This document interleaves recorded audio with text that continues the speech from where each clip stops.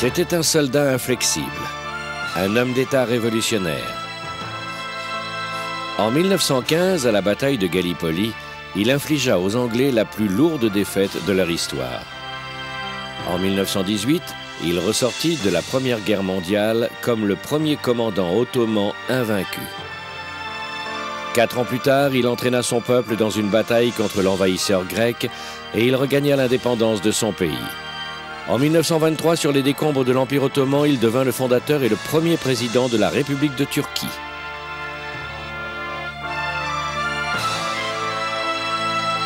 Le pays sécularisé qu'il créa devint par la suite membre de l'OTAN et un symbole de la démocratie au Moyen-Orient.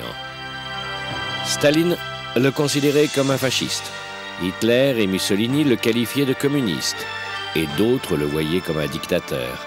Mais son peuple l'appela Atatürk, le père de la nation turque.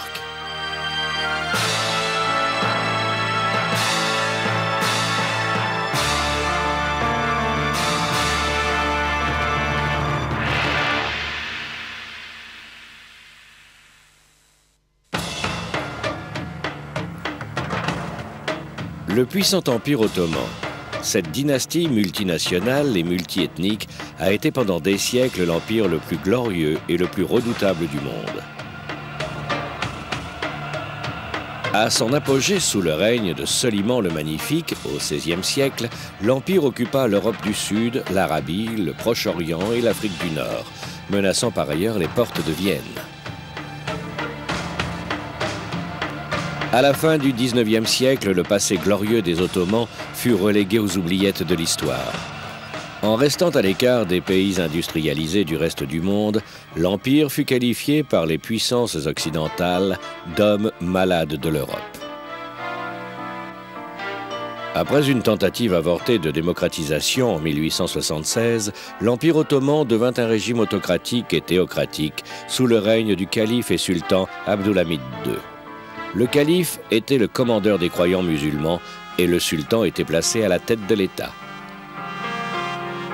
Abdulhamid transforma le pays en un État policier et son règne impitoyable dura 33 ans. Sous ce règne despotique, imprégné d'une forte montée de nationalisme et des troubles intérieurs, naît Atatürk l'Ottoman. Il allait mourir en tant que Turc.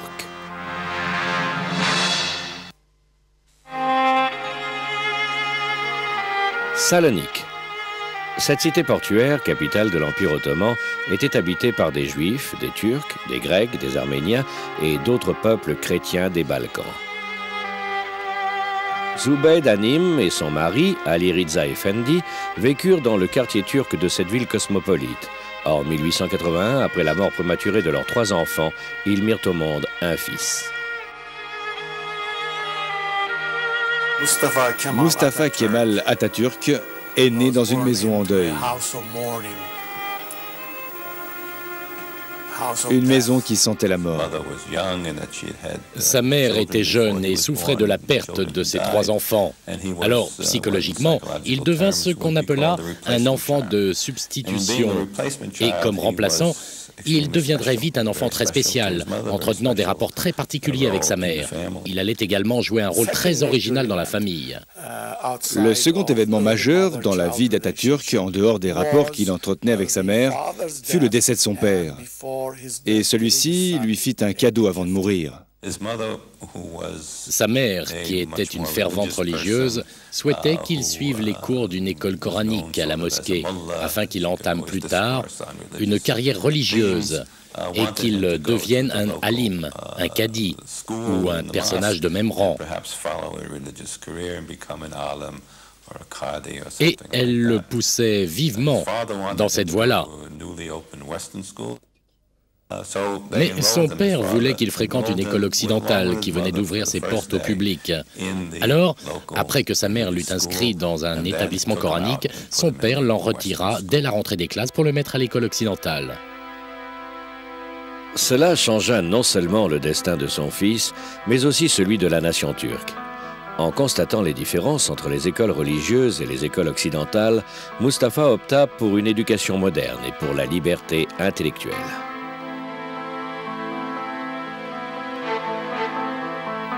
Après avoir subi de rudes épreuves dans plusieurs écoles, suite à la mort de son père, Mustafa Kemal s'inscrit au lycée militaire de Monastir en 1895.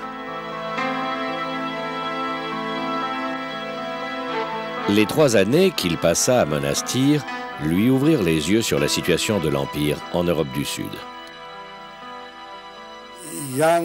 Pour la première fois dans sa vie, le jeune Mustafa Kemal fut exposé à la diversité ethnique. Il fut aussi confronté aux idées du nationalisme et aux cultures juives et occidentales. Durant ses études, il commença alors secrètement à dévorer les œuvres interdites de célèbres philosophes français et du poète patriote turc Namık Kemal. Le jeune Mustafa se mit à élaborer des solutions réalistes pour son pays qui semblait promis à un futur sombre sous la férule d'un despote. Des agents étrangers envoyés par les grandes puissances soulevaient les minorités contre l'Empire. Dans cette arène d'intrigues et de trahisons, Mustafa Kemal n'arrivait plus à contenir la fibre nationaliste et patriotique qui bouillonnait en lui. En 1899, Mustafa Kemal s'inscrit à l'école de guerre d'Istanbul.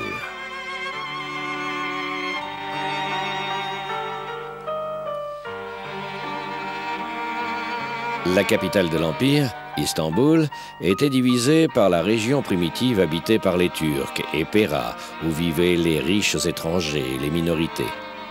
En contrôlant les affaires internes et l'économie, les étrangers avaient formé un dominion impavide, alors que les indigènes étaient forcés à vivre comme des prisonniers dans leur propre pays. Le sultan ne tolérait aucune critique.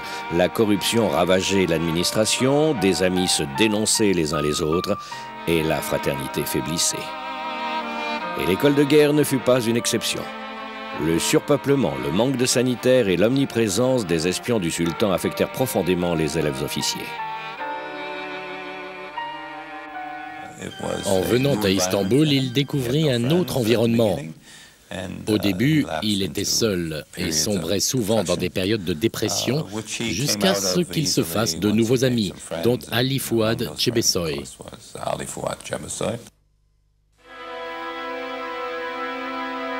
Sous le despotisme écrasant du sultan, Mustafa méprisa la tyrannie et fut de plus en plus attiré par la liberté et les voies qui y menaient.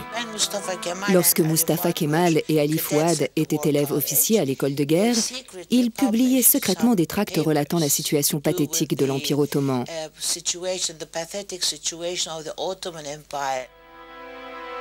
Il commença à dominer son cercle en diffusant ses idées sur l'avenir du pays. Mustafa Kemal découvrit alors sa fibre d'homme politique et devint aussi plus ambitieux. Il se vit comme sauveur de la nation. Il s'asseyait souvent avec ses amis dans les cafés et discutait du futur de l'Empire, du nouveau gouvernement qu'il comptait instituer et de ceux qui dirigeraient les nouveaux ministères dont il serait le chef. Après avoir été nommé au grade de capitaine à l'Académie militaire en 1905, il fut emprisonné temporairement pour avoir publié des tracts illégaux. On en veut à sa vie et il est exilé à Damas, où il servira dans la 3e armée à l'âge de 22 ans. Pendant cet exil de 3 ans à Damas, Mustafa Kemal fut témoin de la corruption qui régnait au sein de l'armée et du ressentiment omniprésent chez les sujets de l'Empire. Il mena une vie solitaire à Damas, se battant contre les dépressions et les insomnies dues à la situation décadente et pathétique qui l'emprisonnait. Il réalisa alors que les changements ne pouvaient pas seulement intervenir par la force, mais avec méthode, étape par étape. Il fonda avec ses amis une organisation secrète, Mère, Patrie et Liberté, dont la devise était « La liberté ne peut pas exister là où il y a la mort et l'extermination. La liberté est l'unique solution ». Bien avant les agissements de Mustafa Kemal, le Comité de l'Union et du Progrès, une autre organisation clandestine qui comptait dans ses rangs de nombreux officiers de l'armée, se révolta contre le sultan en 1908 et restaura la constitution qu'il avait supprimée 31 ans auparavant. Se voyant obligé de fusionner son organisation avec le comité, Mustafa Kemal se retrouva sur le banc de touche au cours de cet événement historique qui deviendra la révolution des jeunes Turcs. Alors que son rôle dans la Révolution n'était que secondaire, Mustafa Kemal se consacra pleinement à sa carrière. Il écrivit et traduisit des livres militaires, commença à élaborer des stratégies de défense pour l'Empire contre d'éventuelles attaques ennemies des Balkans. Après ses affectations à Salonique, Tripoli et ses manœuvres en Picardie, sa réputation de stratège militaire et de commandant d'état-major se répandit vite dans le pays. Atatürk était un brillant soldat. Il pouvait influencer ses frères d'armes, mais se heurtait souvent à ses supérieurs, car il n'hésitait pas à leur dire sa façon de penser lorsqu'il prenait de mauvaises décisions. Évidemment, les officiers voulaient constamment l'écarter des centres de commandement.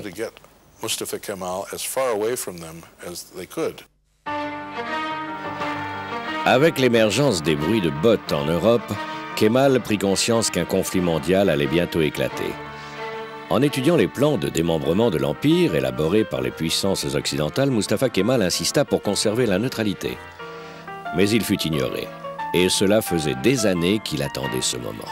La Première Guerre mondiale le fit entrer dans l'histoire.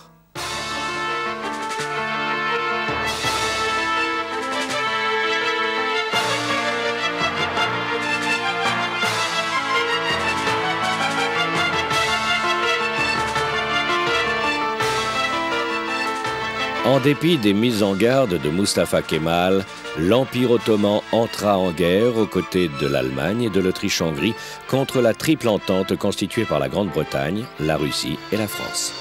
Après l'arrêt des hostilités à l'ouest, tous les yeux se braquèrent sur la ligne de front à l'est. À la fin du mois de décembre 1914, les Russes subirent d'énormes pressions dans le Caucase et décidèrent de demander l'aide de la France et de la Grande-Bretagne pour repousser les forces turques. Et c'est ce qui a finalement précipité l'expédition des Dardanelles et les campagnes de Gallipoli. Sous la pression de Winston Churchill, le gouvernement britannique ordonna le 5 février 1915 une attaque sur les Dardanelles et la prise d'Istanbul. 3 jours auparavant, le lieutenant-colonel Mustafa Kemal avait été envoyé dans la péninsule de Gallipoli comme commandant de la 19e division. Un événement alors insignifiant allait sceller le destin de toute la campagne de guerre.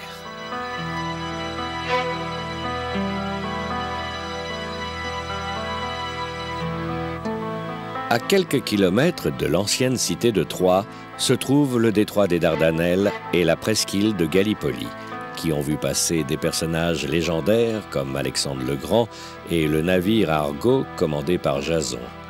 Le détroit relie la mer Égée à Istanbul, elle-même reliée à la Russie des Tsars via le Bosphore. La question historique de Napoléon était toujours « Qui contrôlera Istanbul ?»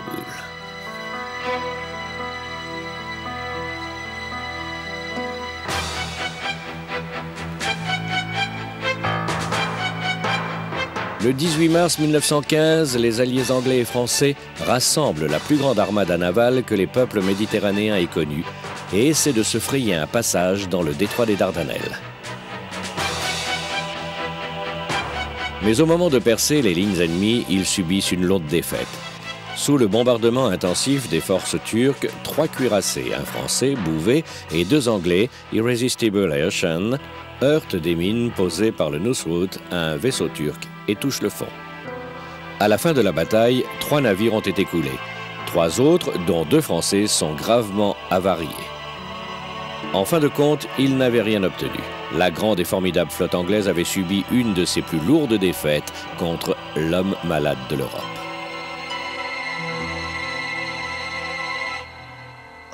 Après avoir perdu de justesse la bataille dans les détroits le 18 mars 1915, le commandant des forces navales, l'amiral John de Robeck, et le commandant militaire, le général Sir Ian Hamilton, réalisèrent qu'il serait nécessaire de faire un débarquement pour dégager le littoral européen de la presqu'île avant que la flotte se fraye un passage dans les détroits. Hamilton et ses troupes commencèrent immédiatement à élaborer des plans de ce qui allait devenir la plus grande, la plus ambitieuse opération de débarquement de l'histoire mondiale, avant celui réussi en Normandie le 6 juin 1944. Après un mois de planification intense, sous la protection de leur artillerie navale, les Alliés débarquent à Gallipoli le 25 avril 1915 à l'aube. Le corps expéditionnaire australien et néo-zélandais de l'Anzac, alors enrôlé sous le drapeau de l'Empire britannique, débarque à Haribornu, baptisé depuis baie d'Anzac. Ne rencontrant aucune résistance turque significative, les Anzacs avancent vers Chunukbair. Mustafa Kemal laissa ses hommes et descendit les collines vers Chunukbair, où il trouva quelques troupes turques refoulées par les Australiens. Il reprit en main ses fuyards débandés et malgré le manque de munitions, leur somma de se battre, de prendre leurs baïonnettes, de se coucher à même le sol et d'attendre l'ennemi. Ces manœuvres suffirent à stopper le mouvement des troupes australiennes au nord des collines.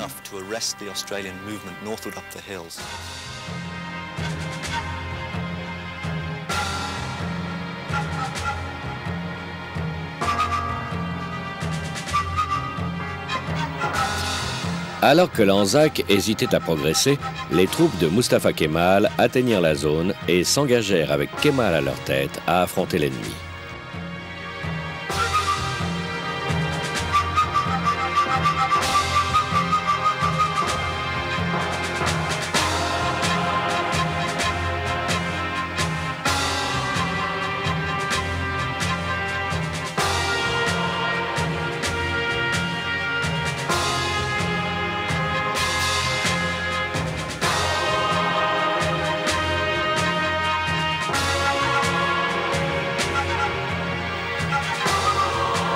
Il sut alors que son heure de gloire en tant que sauveur de la nation avait sonné.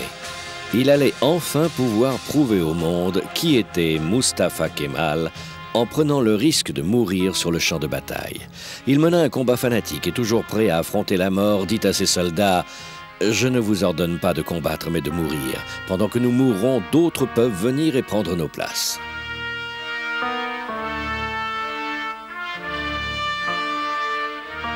Après une journée de combats acharnés, remplis d'actes de bravoure des deux côtés, l'Anzac avait été arrêté et Chunukbair sécurisé.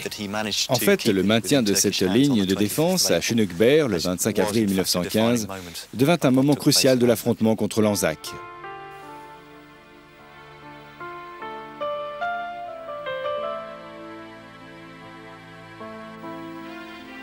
Promu au grade de colonel en juin 1915, Mustafa Kemal prit le commandement du front Nord en août.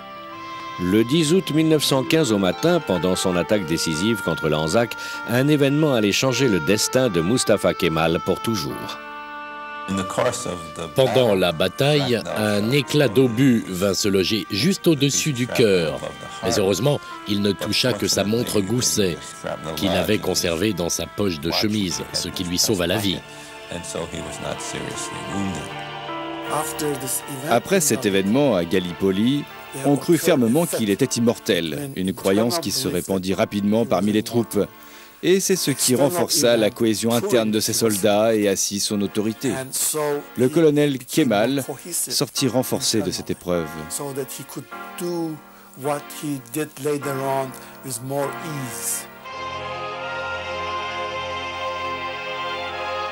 Convaincu de son immortalité, Mustafa Kemal commença à se déplacer sans protection dans les tranchées, sous le feu, façonnant ainsi sa légende parmi ses troupes.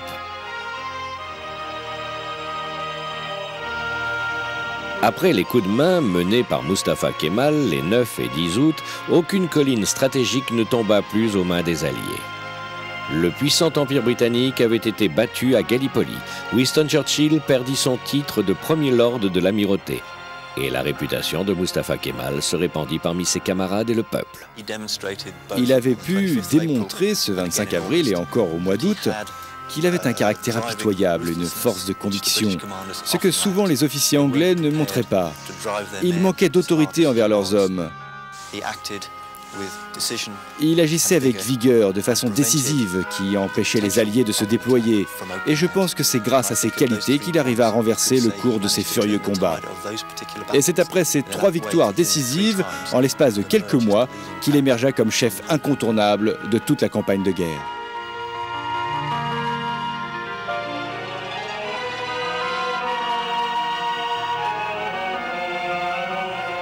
Mustafa Kemal vint à Gallipoli, exclu par le gouvernement et ressorti de la bataille en héros national. Malheureusement, la victoire des Ottomans à Gallipoli n'empêcha pas l'inévitable.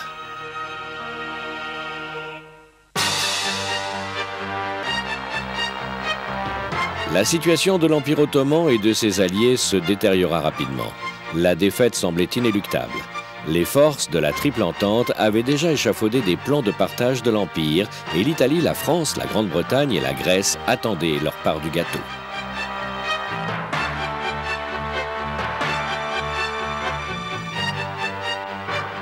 Pour son comportement à Gallipoli, Mustafa Kemal fut promu au rang de général. Il continua son combat comme commandant des armées à l'Est contre les Russes et au Sud-Est contre les forces britanniques.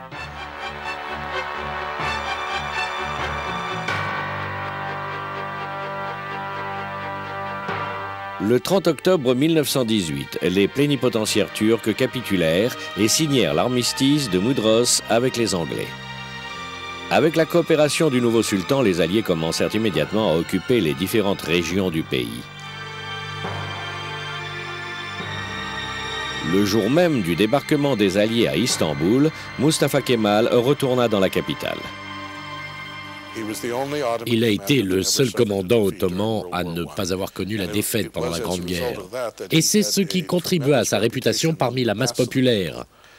Après la signature de l'armistice de Mudros, sa réputation grandit encore plus car il condamna violemment ce traité injuste qui desservait la cause des Turcs. En regardant les bateaux ennemis au mouillage dans le port d'Istanbul, il se sentit humilié et s'écria « Ils partiront comme ils sont venus ». La bataille turque pour l'indépendance avait commencé. En réalisant que la situation à Istanbul était sans espoir, Mustafa Kemal décida que le salut national partirait d'Anatolie. À l'époque, l'Anatolie rassemblait une population en majorité turque et il sentit que s'il devait organiser une résistance contre les Alliés, celle-ci devait partir du cœur de la mère patrie des Turcs, à savoir de l'Anatolie. Pendant que Mustafa Kemal préparait son voyage pour l'Anatolie, le Premier ministre britannique Lloyd George autorisa et appuya le débarquement des Grecs sur la côte ouest du pays, à Izmir, le 15 mai 1919.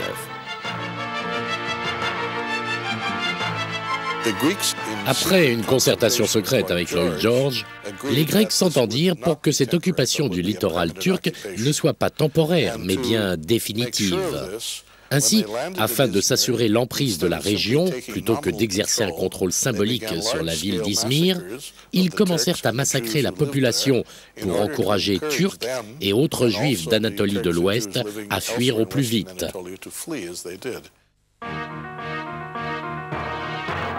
4 jours après l'arrivée des Grecs, Mustafa Kemal débarqua sur la côte de la mer Noire, au nord du pays. Les Turcs se trouvèrent dans une situation très critique. Les Grecs étaient présents sur toute la Thrace et le sud-ouest de l'Anatolie. Quant aux Italiens, ils occupaient le sud de l'Anatolie et les Français, le sud-est de l'Anatolie, la Cilicie, tout comme la Syrie. Et d'autres troupes occupaient aussi le nord-est de l'Anatolie.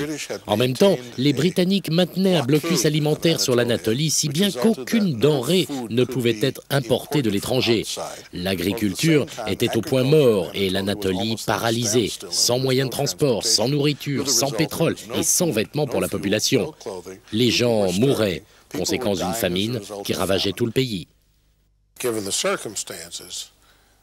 Compte tenu des circonstances dans lesquelles il devait opérer et les défis qu'il devait relever, il n'y avait qu'un homme capable de relever ce genre de situation, Atatürk.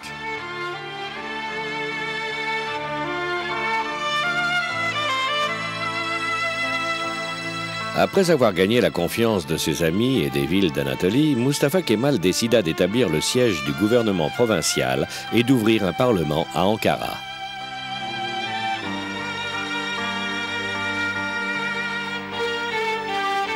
Pendant que Mustafa Kemal était occupé à organiser une armée turque régulière et à élaborer une stratégie d'attaque, les Grecs avancèrent à l'est, vers Ankara. Lorsque Mustafa Kemal ordonna aux forces nationales, c'est-à-dire la guérilla locale, de rejoindre Ankara afin de les incorporer dans une armée régulière et organisée, beaucoup de voix s'élevèrent contre lui dans la Grande Assemblée nationale. Les parlementaires lui reprochaient de mener le pays à sa perte, le sommant de se battre contre l'ennemi au lieu de retirer ses troupes. La situation était très critique pour Mustafa Kemal. Le sultan envoya son armée qui devait combattre les nationalistes. Il y eut alors des rébellions et des mutineries dans toute l'Anatolie en réaction à l'appel du sultan pour supprimer Mustafa Kemal. Mais ce dernier sortit renforcé de cette situation désespérée. Sa détermination, son assurance et son aspiration à la liberté qui l'animait depuis son enfance lui permirent de travailler sans répit et avec une grande vigueur. En restant des heures interminables au Parlement, il expliqua la situation et ses objectifs aux députés. La liberté et l'indépendance font partie de mon caractère. Je pose comme condition que mon pays ait les mêmes aspirations. Je voudrais être l'enfant d'une nation libre. Donc pour moi, la souveraineté nationale est une question de vie ou de mort.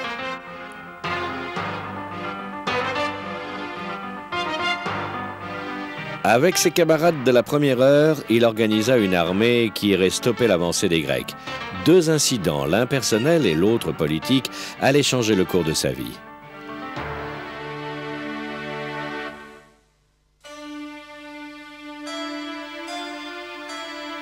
Fikriye, une femme avec qui il avait eu une relation intime à Istanbul, ne supportait plus leur séparation et décida de le rejoindre dans son combat. C'était une musulmane très traditionnelle, tombée amoureuse de son héros. Elle vint donc à Ankara et vécut à ses côtés comme son épouse.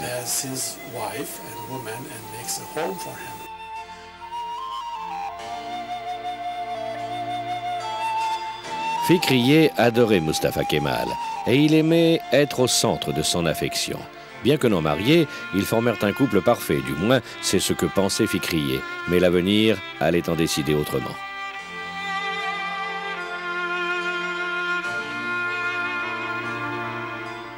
Dans l'arène politique, les Alliés forcèrent le gouvernement d'Istanbul à signer le traité de Sèvres le 10 août 1920. La Turquie en fut réduite à l'Anatolie et à la région d'Istanbul. Le reste de l'Anatolie, qui contenait essentiellement des populations turques, fut placé sous le contrôle des forces alliées ou sous la tutelle des Grecs, des Arméniens et du Kurdistan, que l'Empire ottoman avait perdu dans le traité. Mustafa Kemal sut à ce moment-là qu'il devait rallier tout le peuple et se battre pour la victoire. Après sa nomination par le Parlement au grade de commandant suprême, il s'attela à réorganiser et à équiper l'armée turque en redoublant d'énergie et de vigueur. Je devais attirer l'attention de la nation et de ses intérêts qu'elle devrait défendre dans cette guerre. Tout individu se trouvant dans les villages, à la maison ou dans les champs devait se considérer comme des combattants de première ligne.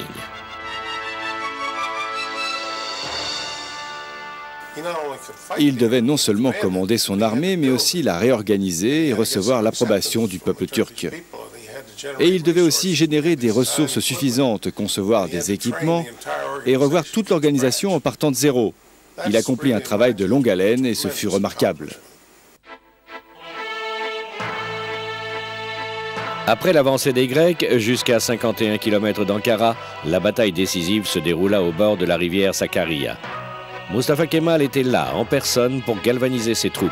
Dans son discours historique, il promit d'exécuter tous ceux qui reculeraient sans son autorisation. Sous les ordres de Mustafa Kemal, les Turcs prirent alors position dans les tranchées.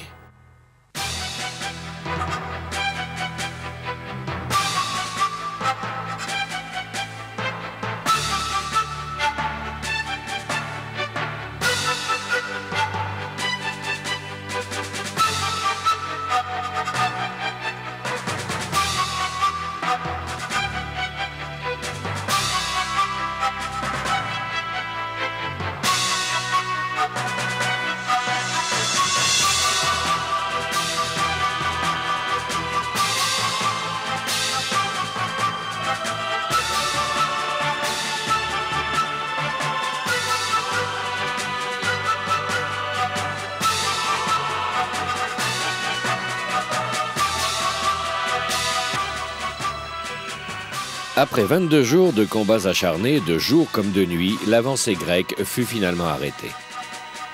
La bataille fut un tel succès que les Grecs furent non seulement définitivement repoussés de la Sakaria, mais ne tentèrent plus d'offensive. Bien au contraire, l'armée grecque fut mise en déroute et ne constituera plus jamais une menace sérieuse pour le mouvement national. Peu après son arrivée en Anatolie, Mustafa Kemal a été capable, en l'espace de 2 ans, de restaurer un parlement, de reprendre les territoires turcs à l'est et au sud et de stopper les Grecs. Il ne restait plus qu'à asséner un dernier coup qui serait fatal aux Grecs et à leurs garants britanniques. Il était sur le point de devenir le sauveur dont il avait toujours rêvé.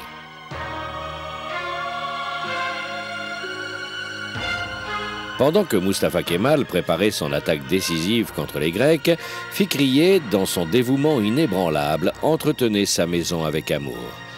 La nuit, les collaborateurs le rejoignaient à son domicile pour discuter de l'avenir du pays.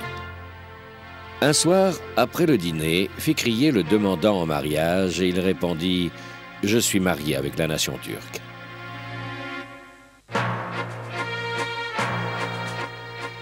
Après une année de planification intense menée dans un secret total, Mustafa Kemal décida que le 26 août 1922 deviendrait le jour du jugement. De son quartier général à l'arrière du front, il ordonna l'attaque.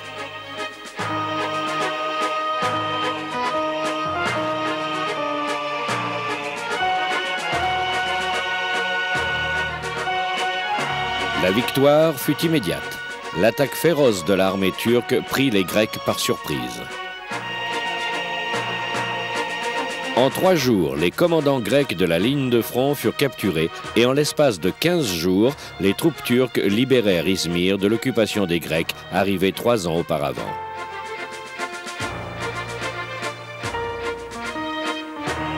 Reconnu comme sauveur de la nation, Mustafa Kemal Pacha devint l'homme le plus puissant et le plus respecté du pays.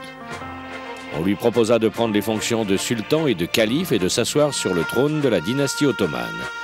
Mais il avait d'autres plans en tête. Mustafa Kemal avait déjà décidé d'abolir le sultanat dès que possible, et ce sont de nouveau les alliés qui allaient lui permettre de réaliser ses desseins. Ils demandèrent au gouvernement du sultan à Istanbul et au gouvernement des nationalistes turcs à Ankara d'envoyer une délégation commune pour renégocier le traité de Sèvres à Lausanne. Mais après avoir vaincu toutes les armées, Mustafa Kemal n'allait certainement pas partager le gouvernement de Turquie avec celui d'Istanbul qui avait collaboré avec les forces alliées. Poussant son avantage, Mustafa Kemal expliqua aux plénipotentiaires que la seule autorité qui puisse à ses yeux représenter la volonté du peuple turc était le gouvernement d'Ankara. Il proposa la scission entre le sultanat et le califat et l'abolition de ce dernier. Les débats s'animèrent à un point tel que Mustafa Kemal finit par laisser tomber la remarque suivante « Si nos propositions ne sont pas acceptées, des têtes tomberont ». Et ses propos suffirent. Le sultanat fut aboli.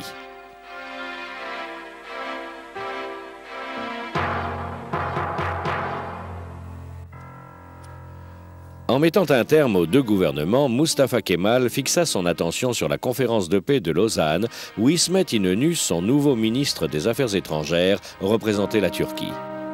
Après des mois de pourparlers, la délégation turque obtint l'indépendance politique, économique et militaire de la Turquie.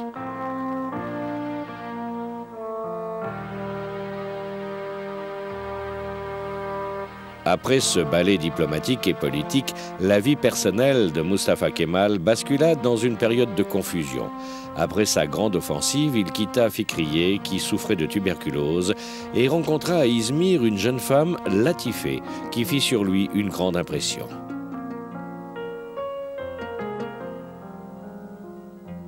Désormais, il avait le choix entre 2 femmes. Fikriye avait pris soin de lui. Elle s'était occupée de son confort à la maison.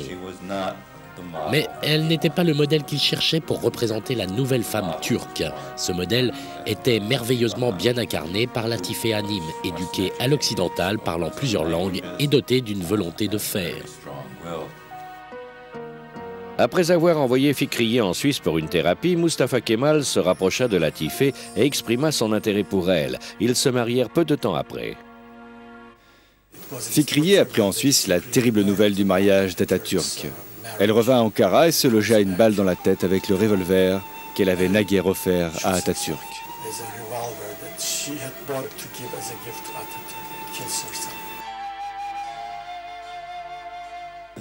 Bien que la mort de Fikriye semblait l'avoir bouleversé sur le moment, il réussit très rapidement à surmonter ce choc. Tout comme il réussissait d'ailleurs à oublier très vite les choses de nature déplaisante susceptibles de miner sa vie.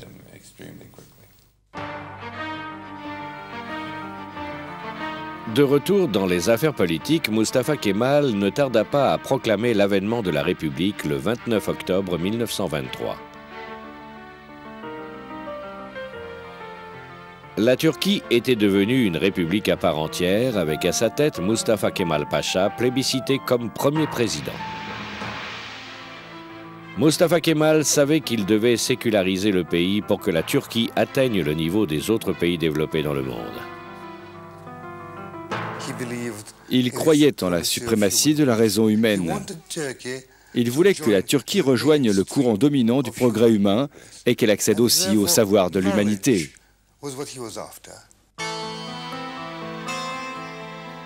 Pendant de nombreuses années, les officines du califat et du ministère des Affaires religieuses n'avaient pas autorisé la diffusion de ce savoir dans le pays. Il devait être supprimé pour que la Turquie suive la voie du progrès. Après une planification minutieuse, il agit le 3 mars 1924. En l'espace de quelques heures, il abolit le califat et il mit un terme à 600 ans de règne ottoman. L'acte fut hautement symbolique, car il s'agissait de séparer la religion des affaires de l'État et de légitimer celui-ci. Mais en retour, il n'interdit pas non plus la pratique de la religion dans le pays. Le peuple pouvait conserver sa liberté de croyance et aller à la mosquée, à condition toutefois de ne pas saper le fondement des nouvelles institutions laïques. La plus grande liberté donnée aux citoyens turcs fut cette loi qui institua l'État laïque de Turquie. Malheureusement, ses succès politiques furent accompagnés de soucis familiaux. Sa relation avec Latifeh se détériora rapidement. Elle ne réalisait pas que Mustafa Kemal ne soit pas le type d'homme qui se laisse facilement mener à la baguette par qui que ce fût et encore moins par sa femme. Ses habitudes ne reflétaient pas celles d'un homme soucieux de sa vie familiale. Il travaillait extrêmement dur jusque tard dans la nuit. Ce mode de vie ne se conjuguait pas à deux et finalement Latifeh se sépara de Mustafa Kemal et divorça. Le mariage avait duré 2 ans et demi et il ne se remariera plus jamais. Les instincts de Mustafa Kemal penchaient plutôt vers le harem, mais il avait une conscience moderne et il souhaitait l'émancipation de la femme afin de voir le pays suivre la voie du progrès comme les autres pays civilisés. Bien qu'en privé, il ait eu beaucoup de mal à traiter les femmes d'égal à égal.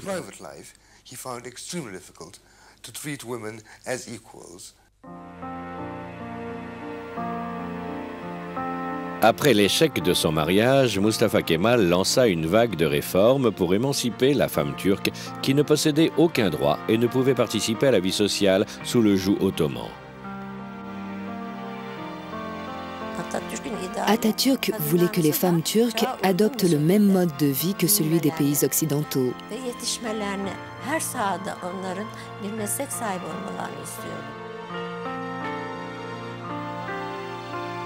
Sous son règne, Atatürk encouragea les femmes à s'impliquer davantage dans la vie quotidienne de la République. En 1926, il légalisa ce mouvement en adoptant le Code civil suisse qui interdisait la polygamie et conférait aux femmes l'égalité des droits dans le mariage. Grâce à sa ténacité, les femmes turques obtinrent le droit de vote et d'élection au Parlement en 1934.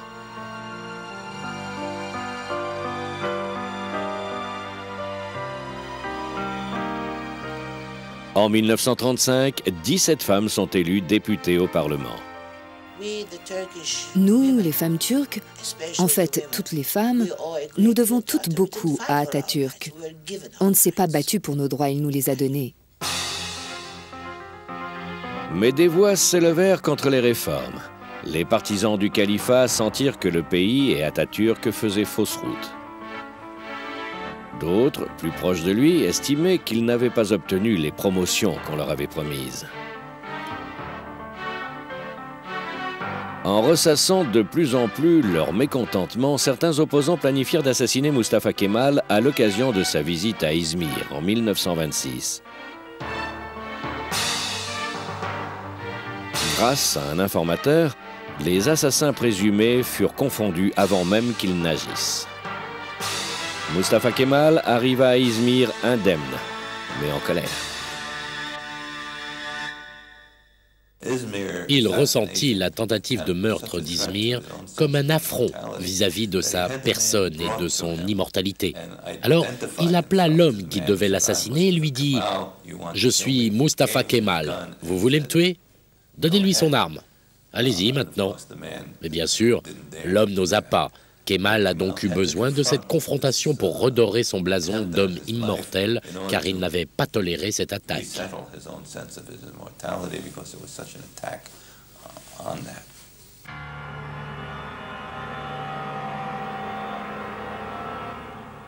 Après le procès, 13 personnes jugées coupables de complot furent pendues publiquement. Toute opposition contre Mustafa Kemal Pacha et ses réformes avait été réduite au silence.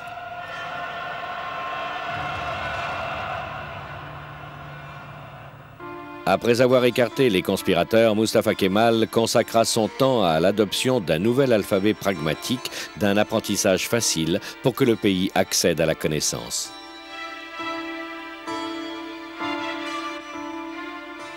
En dépit des mises en garde des experts, affirmant que l'adoption de l'alphabet latin durerait 5 ans, Mustafa Kemal ordonna « Il se fera en 3 mois ou ne se fera pas du tout ». Son entêtement, son angoisse à promouvoir l'éducation était très personnelle.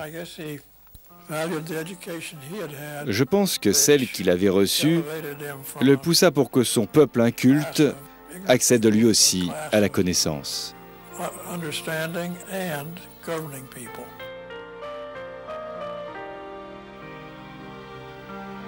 Grâce à son charisme et sa force de persuasion, Mustafa Kemal réussit à convaincre le peuple turc que l'apprentissage et l'enseignement du nouvel alphabet étaient un devoir national.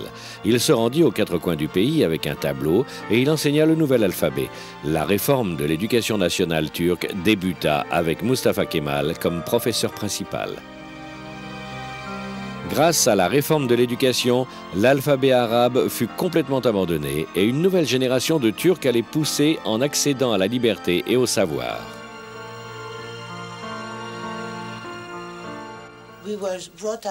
Nous avions reçu une éducation si persuasive qu'il est impossible encore aujourd'hui de nous enlever cette identité nationale qui nous a été donnée par ce grand homme.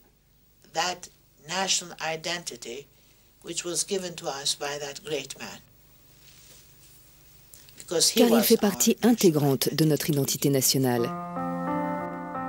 En 1934, après l'adoption de la loi attribuant à chaque Turc un surnom, Mustafa Kemal reçut le surnom d'Atatürk, le père des Turcs.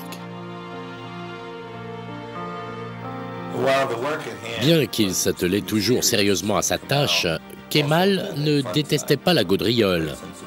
Il possédait un grand sens de l'humour. Il essayait toujours de faire accepter la charge de travail de chacun par un échange de bons mots. C'était cette capacité de pouvoir se livrer au jeu et au travail en même temps qui lui permettait de tenir de longues heures au bureau et de se concentrer sur ses responsabilités. La Turquie était en pleine croissance dès le début des années 30. Pressé de montrer son œuvre, Atatürk reçut une vague de visiteurs étrangers. Parmi eux figurèrent le roi Édouard VIII, le roi de Jordanie et le général Douglas MacArthur, commandant en chef de l'armée américaine.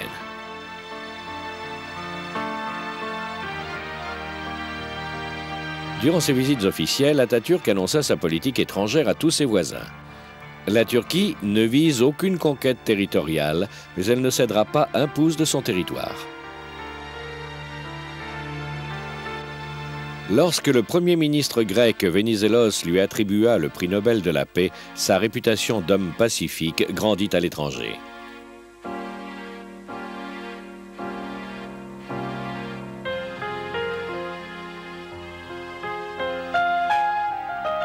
Mais en dépit de sa notoriété et des masses kémalistes qui l'acclamaient, Atatürk était un homme seul. Il aimait les enfants et essaya de fonder une famille en adoptant 8 filles. Il souhaitait que ces jeunes femmes devinssent les modèles de la jeunesse turque émergente. Ainsi, il s'investissait dans tous les aspects de leur vie, leur scolarité, le choix de leurs vêtements, le type de sport qu'elles devaient pratiquer, vers quelle carrière elles devaient s'orienter. La vie de ces filles le préoccupait au plus haut point. Au début, mon passe-temps en dilettante était l'aviation. Mais dès que Mustafa Kemal s'est intéressé à ma carrière, j'ai commencé à travailler dur en son honneur et pour l'honneur de mon pays. Et finalement, je suis devenue aviatrice.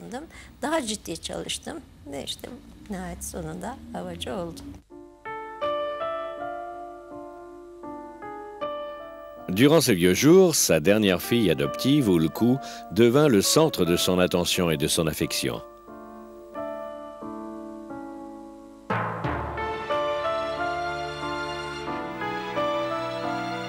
En 1936, la croissance économique du pays se poursuivait sans aide extérieure.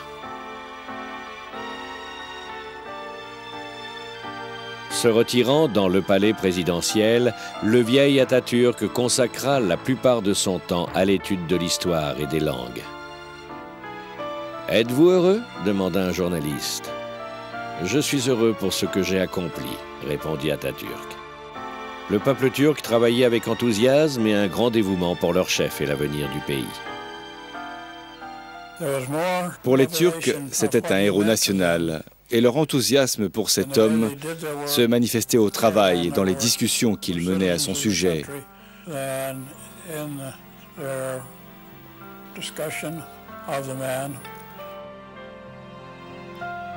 Le fils d'un douanier de Salonique, l'unique Mustafa, avait bien sûr réussi sa vie.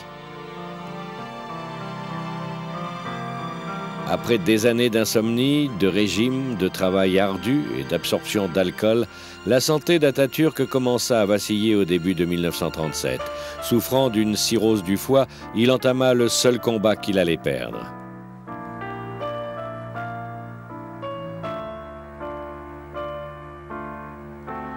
Alors que toute la nation retenait son souffle, la santé d'Atatürk se détériora rapidement en dépit de l'intervention des docteurs turcs et étrangers.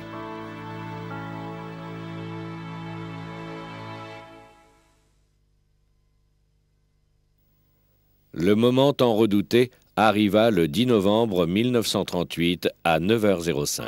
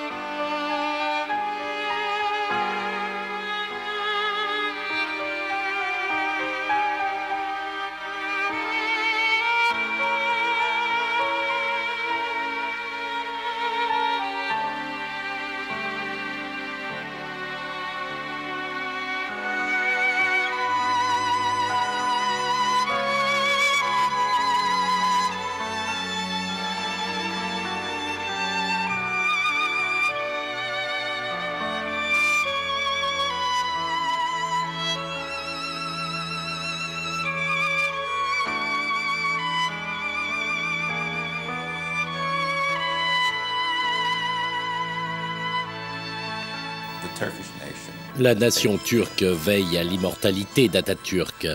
Pour les Turcs, il est éternel, il vivra toujours. La mémoire d'Atatürk restera toujours leur nourriture spirituelle.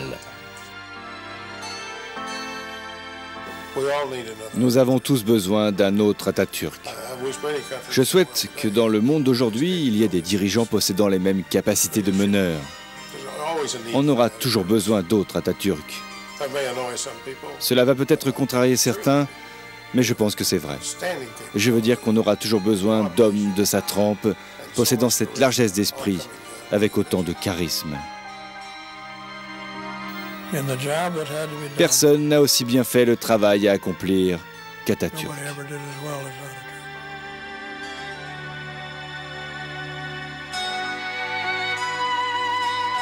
Aujourd'hui encore, des années après la mort de cet homme d'État révolutionnaire, bâtisseur de l'avenir, la Turquie contemporaine est toujours la Turquie d'Atatürk.